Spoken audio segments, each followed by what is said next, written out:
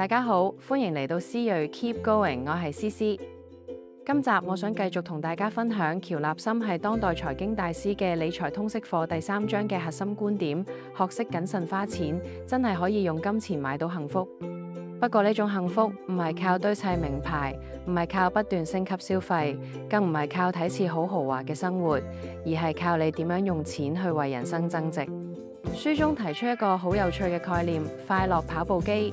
呢個名詞由普林斯頓大學心理學家丹尼爾康納曼提出嘅，指佢係一種永不滿足嘅心態。作者話：我哋努力爭取更大間屋、更高職位、更型嘅車，到手嗰一刻確實好興奮、好快樂，但依份快樂會好快好似氣球泄氣咁冇晒。然後我哋又瞄準下一個目標，繼續跑、繼續追，就好似上咗一部跑步機咁，跑極都跑唔完，永遠見唔到終點。大家有冇試過第一架車到手，你開心到瞓唔着，但係過幾個月，眼角已經開始留意新款。考試由60分升到70分，你好高興，但好快你就覺得80分先叫合格。等到你終於攀上90分嘅高度時，有一次考試只得78分，你成個人即刻跌落谷底。點解呢？因為嗰條基準線一喐，滿足感就跟住走。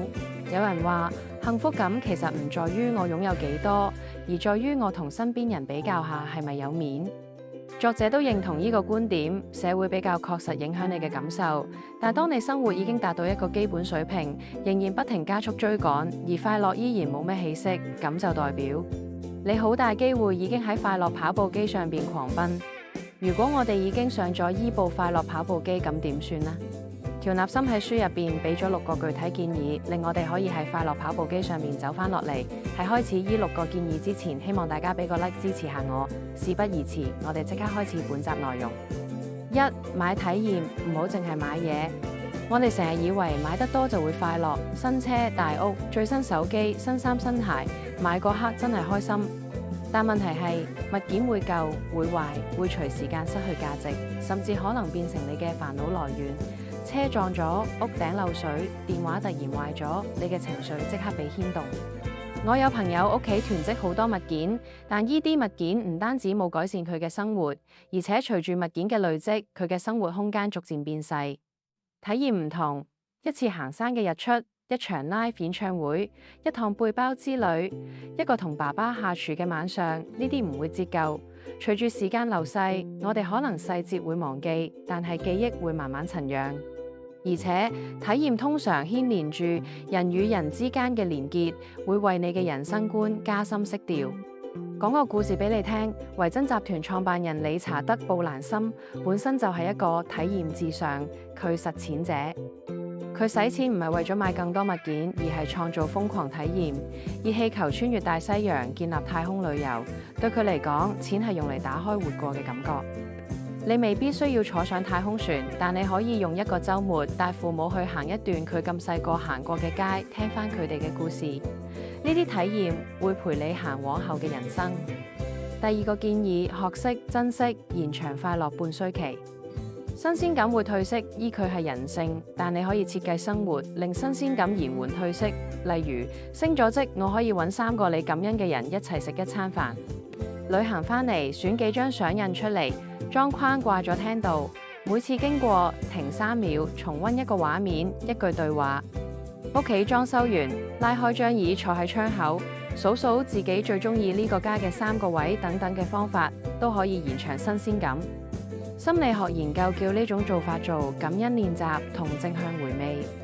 卡尼曼曾經提到，我哋對記憶中嘅幸福其實好着緊。你主動幫自己保存呢啲幸福記憶，等於加碼咗你嘅心理資本。3. 加強掌控感，少啲債，多咗底氣。當你孭住沉重貸款，心入邊成日響緊鬧鐘問自己，下個月供唔供得起？呢種焦慮之下持續放電，耗你精神。當你有大筆貸款嘅時候，你個人會變得好短視，因為你今日仲擔心緊，聽日有冇足夠嘅金錢還債，你又點會有餘力想長遠嘅事呢？書入邊提醒，長通勤都係幸福黑洞，塞車、壞天氣、交通意外等等，全部你控制唔到。掌控感越低，幸福感越易被抽走。微軟前 CEO 薩提亞納德拉分享過，成為 CEO 後，佢每日最重視嘅係能量管理同可控事項。佢將行程設計得有緩衝，保持清晨閱讀、運動，避免被無窮無盡嘅會議牽住走。信息係：你有冇為自己留可控空間，係決定你精神富裕與否嘅關鍵。通勤方面，我都聽過有人會早1至2小時就出門口，因為可以避開路面人多車多嘅時間，亦都因為少咗人同車嘅原因，遇到嘅意外嘅機會都會較少。而早到咗返工地方嘅附近嘅時候，佢哋可以選擇慢條斯理咁食個早餐，或者係揾一間健身室做大約30至到45分鐘嘅運動，又或者早啲開始一日嘅工作。4. 有目標，但要啱啱好嘅難度。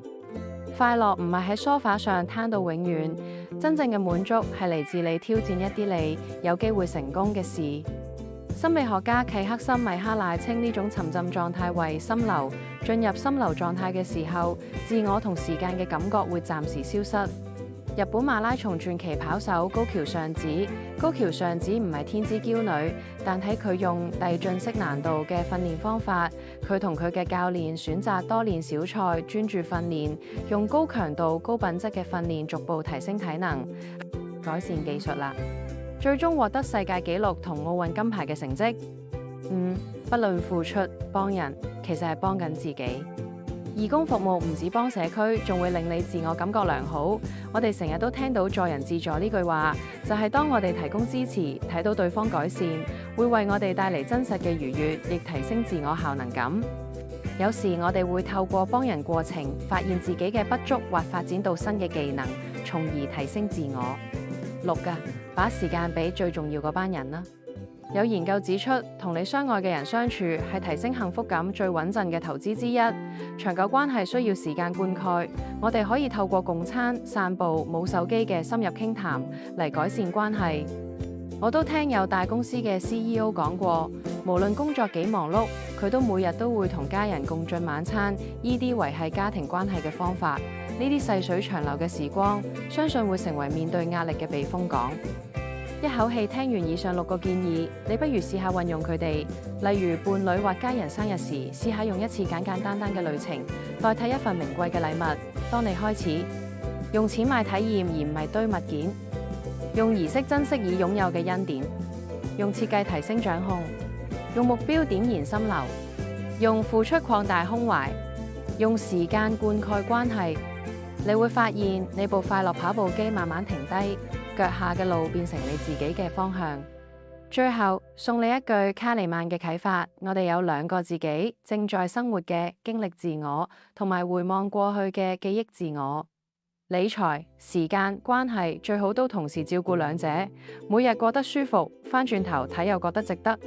錢係工具，方向係價值，步伐係你嘅選擇。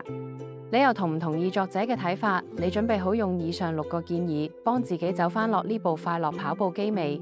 歡迎你嘅留言度講你嘅第一步。如果你覺得今集有啟發，記得分享俾家人朋友。多謝收睇，我哋下集繼續 keep going。